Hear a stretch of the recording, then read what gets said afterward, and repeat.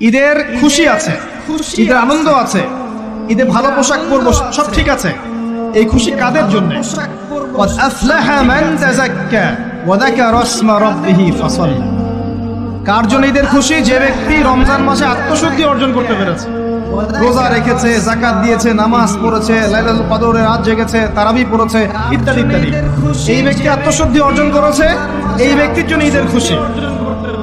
যে রমজান মাসে সিনেমা দেখেছে, সিনেমা শুটিং করেছে, পর্নোগ্রাফি দেখেছে, সুদ খেয়েছে, শিরিক করেছে, বেদাত করেছে, হারাম খেয়েছে, এর জন্য ঈদের খুশি।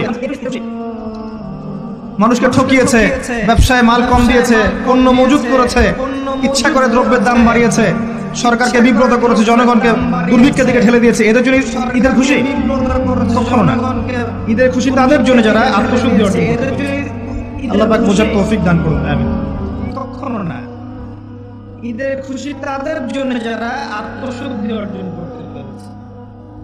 আল্লাহ পাক বোঝার তৌফিক দান করুন, আমিন।